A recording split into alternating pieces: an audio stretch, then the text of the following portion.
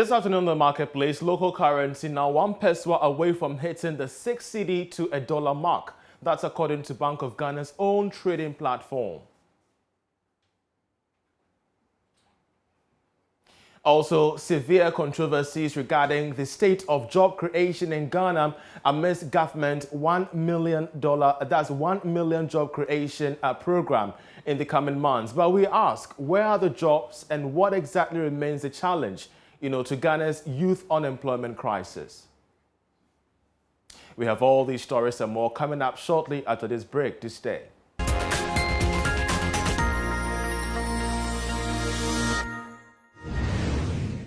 Of course, I'm Charles Aite. Let's start with our development story. The local currency, the cedi, is just 1 peso away from hitting the 6 cedi to a dollar mark.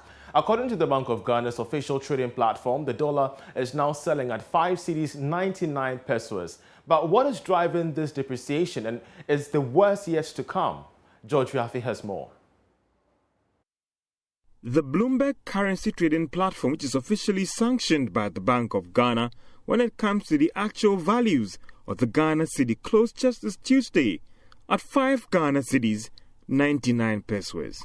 This is coming after some forex bureaus and even banks were selling the currency at a little over 6 Ghana cedis. Since this current challenge is a demand and supply issue, then one can say that unless you witness some massive dollar injection later today by the Bank of Ghana, the local currency will indeed hit the dreaded 6 Ghana cedis. The current challenge facing the Ghana cedi is as a result of massive corporate demand for dollars because they needed to pay dividend to their shareholders outside the country. Another development that is said to be putting pressure on the Ghana cedi is the opening up of the economy or the said recovery that has resulted in spike in dollar demand to finance imports. However, there are some that are worried about the said strategic intervention approach adopted by the Bank of Ghana. This is because with the record reserve at a little over $11 billion, some were expecting higher dollar intervention to deal with the current challenge. This is because based on all the projections, some inflows from our donors should hit our accounts very soon, as well as the upcoming cocoa loan syndication and more than $1 billion from the IMF in SDR drawing rights. The Bank of Ghana has maintained that there is no need to panic because the situation is under control. An assurance it believes will help ward off speculatory activities which is said to be putting pressure on the Ghana cedi to depreciate against the US dollar. Well, the Forex Bureau had for the past 1 month been selling the dollar at 6 cedis. Fitch Solutions has projected a 6 cedi 32 peso to a dollar by the end of the year, whilst Data Bank Research is forecasting 6 cedis 17 pesos. That's about 3% points depreciation to the dollar by the close of the year. We shall keep an eye on how the cedi fares to give you updates as and when we do have them. But of course, let's move on to another interesting story that might engage you out there watching us. The quest to create jobs by government continues to attract debate. Just recently, the finance minister announced a 1 million job initiative to deal with Ghana's unemployment crisis. Now, this is what the World Bank is saying about Ghana's youth unemployment crisis. The fact that given the country's growing youth population, 300,000 new jobs will be needed to be created each year to absorb the increasing numbers of unemployed young people. Yet, the employment structure of the Ghanaian economy has not changed much from several decades ago. Most jobs are low skill, requiring limited cognitive or technology know-how reflected in low earnings and work of lower quality. Also, an additional challenge for Ghana is the need to create access to an adequate number of high-quality, productive jobs. These are the words from the World Bank, and it might interest you to know that there are currently 9 main government programs that address youth unemployment, including the Youth Unemployment Agency, the YEA, the National Vocational Training Institute, the NVTI, the Youth in Agriculture Program, of course, the National Entrepreneurship Innovation Program, not to talk about that of the National Service Program and even that of the Popular Nation Builders Corps. In all of this, Ghana still faces an unemployment crisis. But what could be wrong? What could we be doing wrong? Once again, a SWOT analysis of public youth employment programs by the World Bank lists some weaknesses. You can see that on your screen. The first one being that there is limited and irregular government funding for most of their programs. There is also limited focus on pre-employment services. Also, the inability to offer long-term wage employment, such as no exit strategy for the Youth Employment Agency program. These are stark revelations by the World Bank. It goes on to talk about the fact that there is a weak monitoring and evaluation system, and there isn't any exit strategy. These are words from the World Bank regarding Ghana's unemployment programs within the public sector. And this poses so much threat. The fact that the neglect by governments due to changes in administration, the lack of sustainability because of the lapses in government funding. But it's not all about the public sector. When we come to the private sector, which we do know that provides almost 70% of jobs in the country, the key weaknesses that the World Bank has cited is a small scale and limited uptake and outreach, mainly urban. So most of the jobs provided by the private sector are mostly urban, Kumasi, Accra, Takoradi, and even Cape Coast. And also the lack of accessibility to rural youth, the high unit costs, the limited duration threats, the lack of funding due to the organization's shift in priorities, or the change in the bottom line. All these revelations from the World Bank. But let's trickle this all in our discussion this afternoon as we're joined by the Chamber of Young Entrepreneurs. The President, Sheriff Gali, joins us via Zoom. Also joining us is HR expert and consultant Emma Lindate, as well as two job seekers with their stories so far. Ladies and gentlemen, welcome to the program. Let me start off with the job seekers that we have on our screens. First of all, any of you could take it up. What has been your search for a job for, God knows how long? For how long have you been searching for a job? If you could unmute your microphone, please. Yes, I have been searching for a job for about 2 years now. For 3 years now? 2 years. All right. And what has been your story? I mean, we do know that there are various government programs and policies. Are they not meeting your needs? Well, there is some deficiency in that regard because most often you walk into offices and these days the status quo is not the qualifications that you have. It's usually who you know and what your packet is like. That's basically what I have experienced. But what did you study at the university that you'd want a job in currently? I studied integrated development studies in the University for Development Studies. And what kind of job are you seeking now? At the moment, I'm looking for something in the development sector, in the regional offices and other offices that deal with development in general. So, Nana Joy, you've been searching for the past 2 years to get this done. But let me bring in your colleague, job seeker. You've also been searching for a job. First of all, for how long have you been searching for a job? For the past 6 years. For the past 6 years?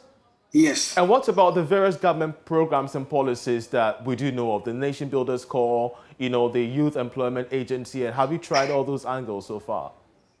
Yes, with regards to the Nations Builders Corps, most of those that are enrolled on this program are even already working. So it is being politically motivated. So if you are not connected to the ruling government, even with those that are unemployed, if you are not connected to the ruling government, it will be very difficult for you to pay your way into the system. Most of them are working, but because of the political lineage that they have with the ruling government, they are so enrolled into it. When the money comes, then they tend to share the money with the relevant executives and the directors that are there, making it difficult for we, the unemployed youth, to penetrate into the system. Well, that's quite interesting. We cannot really verify most of the things that you stated, but it's quite clear that you haven't, a huge challenge accessing job opportunities. But Emma Lindate, you are an HR expert, and for your field, we do know we've spoken to several online portals, and we're getting the feedback that there are so many job listings each and every day. We're talking of hundreds of them, but there is a challenge regarding the skills gap. Yes, regarding that, as an HR professional, a recruiter, it is one of the things that many of my clients complain about. Even for those that get the jobs, they similarly don't give the impression that they want to even stay on the job, but they still want to get paid. That's because of proper attitudinal deficiencies. What on the flip side is that you see, there are so many jobs which are outside the systems you actually mentioned, but those skills are not available.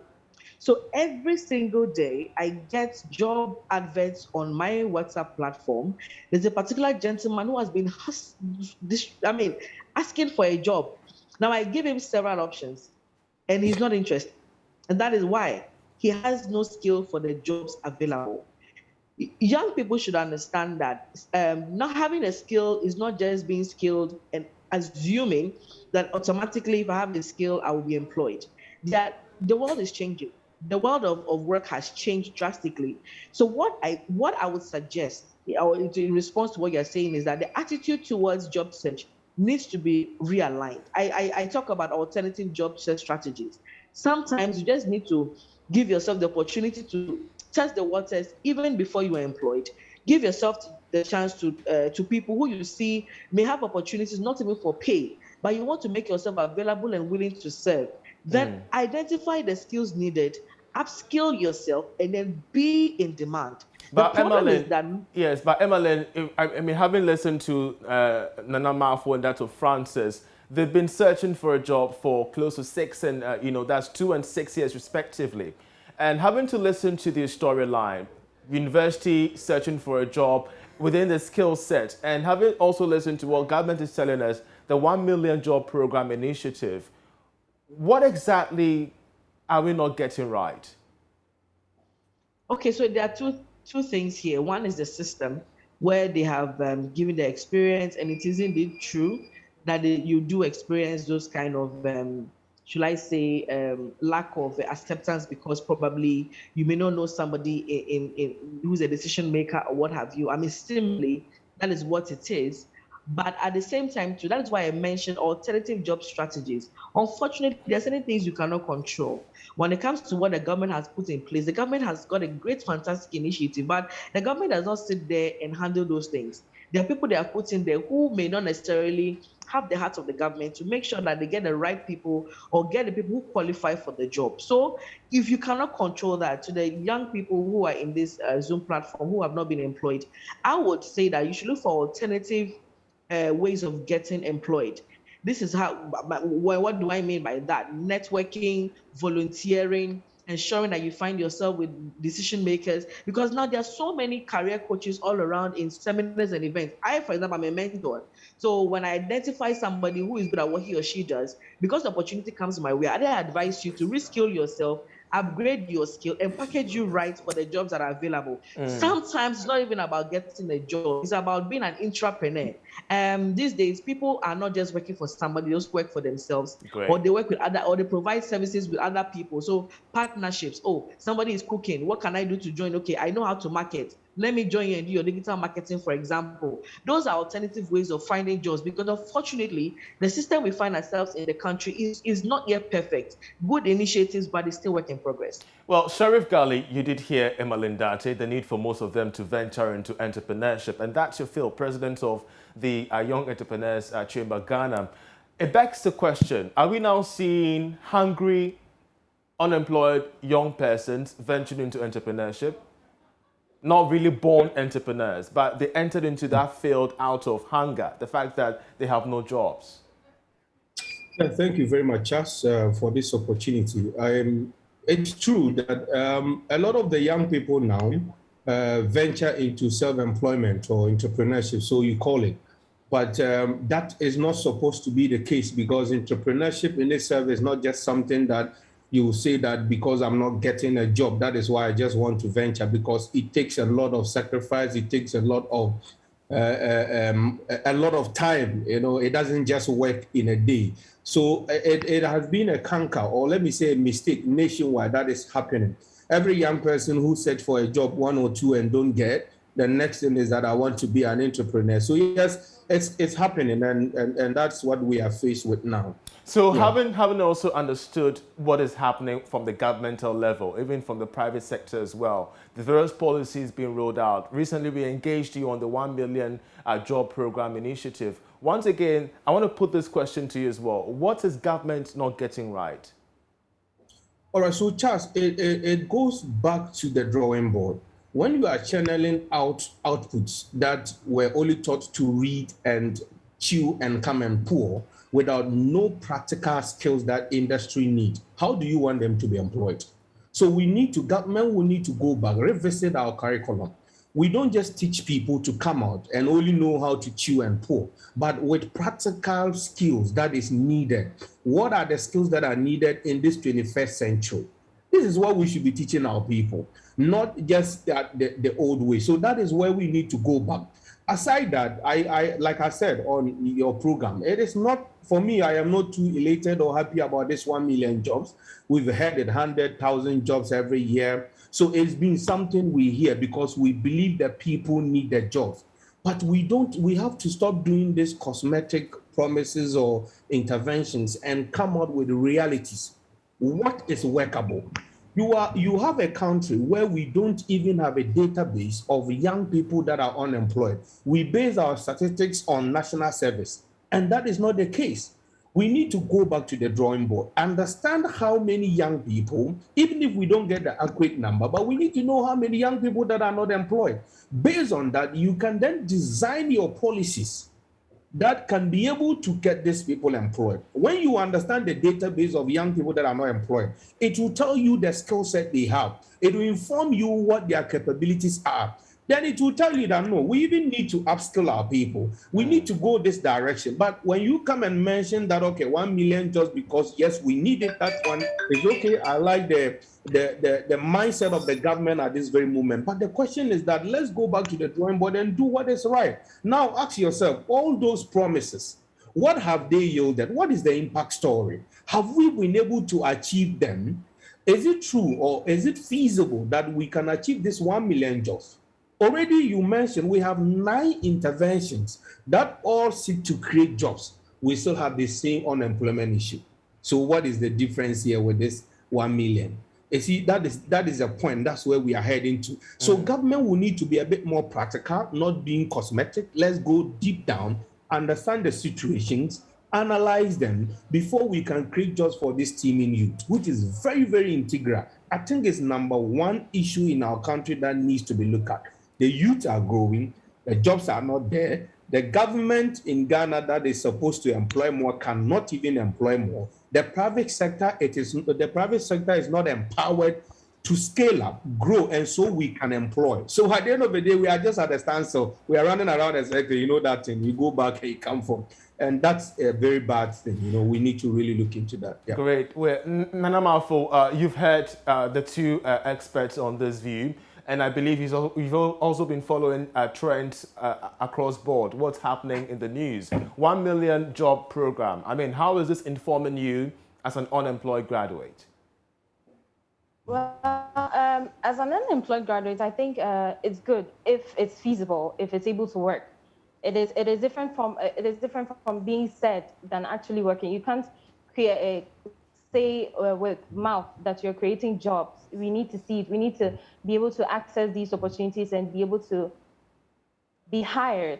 Now, in terms of skill acquisition and retraining and relearning, it is very important actually. But then, for how long am I as a youth going to be constantly be retraining and relearning until I'm able to finally get myself a job that can take care of me?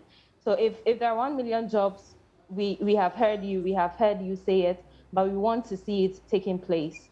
Great. Francis, what about you? You have been searching for a job for the past 6 years. In the span of these 6 years, we've had 9 governmental interventions: the Youth Employment Agency, the National Service, the NAPCO program, the Rural Development Enterprise, all these to provide jobs for persons like you. Why are you still not getting a job? Yeah, thank you very much. The agencies or the interventions that you have just mentioned, they are not unemployment, but they are in one way or the other to aid us to get employment.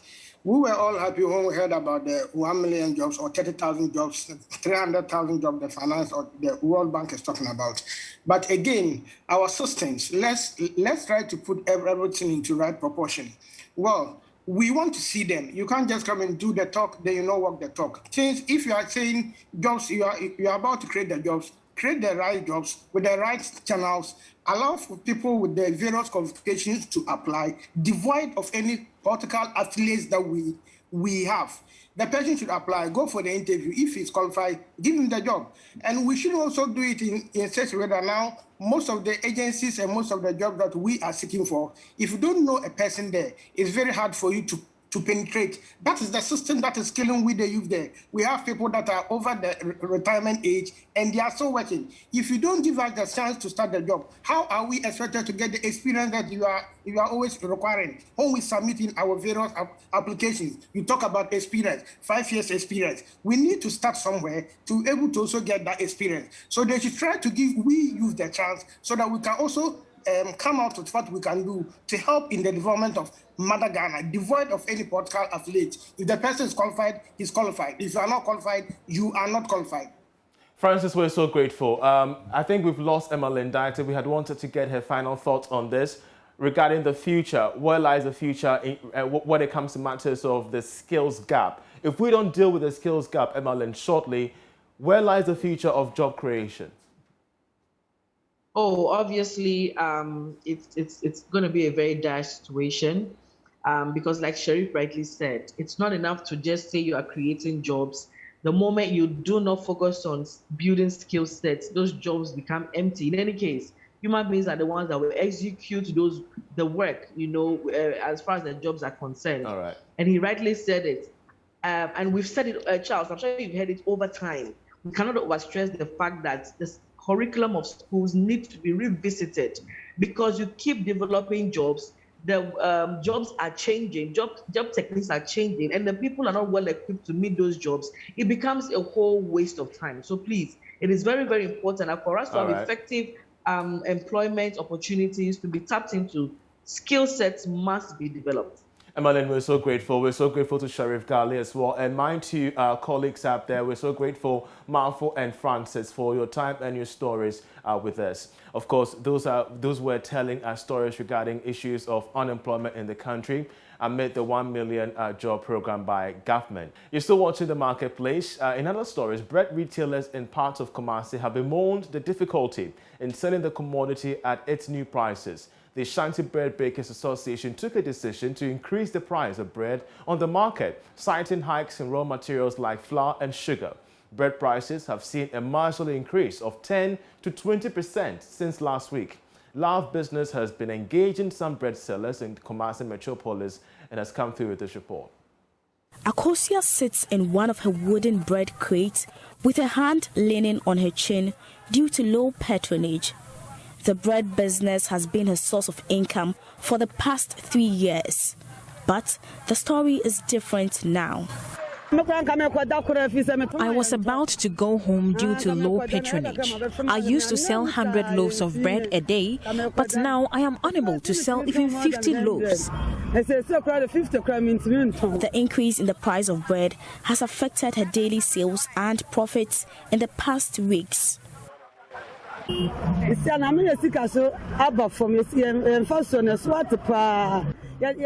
Our customers are not really patronizing the bread, and this has affected my profit. Akosia is not the only bread retailer affected by the marginal increase in the price of bread. The 20% increase in the price of bread is making it difficult for bread retailers to make sales and profits. The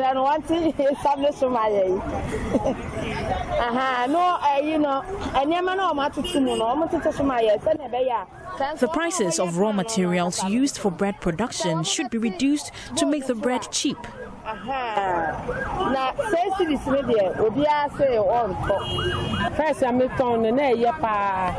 Yet to make a papa and 200 committee 200 300 day. But see and I used to sell about 200 to 300 loaves of bread daily. Now I can hardly sell 20 loaves a day.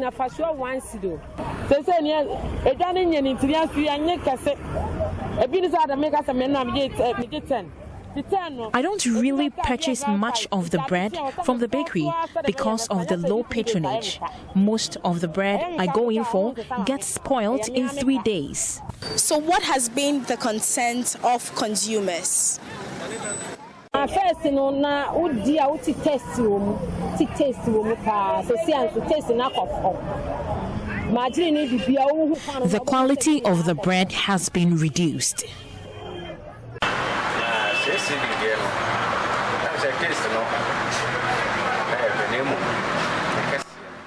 The 6 cedi bread is tasty, but the size has been reduced.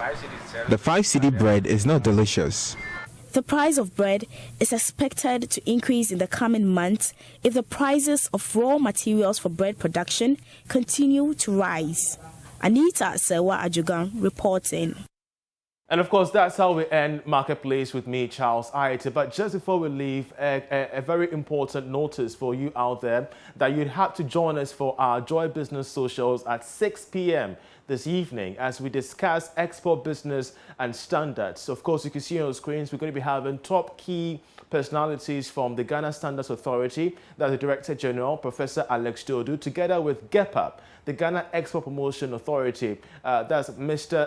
Samuel Dentu, the Deputy Chief Executive of the Ghana Export Promotion Authority. We selected these two personalities because when it comes to standards, you must be aware of the standards and the policies regarding how you should meet specific regulations in the country where you're exporting your products to. When it comes to GEPA as well, they will be helping you with several programs and policies put in place to make sure that you survive each and every challenge when it comes to export. And this will be hosted by the head of Joy Business, Odilia Ntiamwa, and it's going to be on our social media platforms, Facebook, LinkedIn, Twitter, and even that of myjoyonline.com. So please make a date at 6 p.m. where we have our Joy Business Socials and everything export tonight. Once again, many thanks for watching. For more news, do log on to myjoyonline.com for your business updates and everything regarding news in Ghana. I'm Charles Aite. Enjoy the rest of our programs.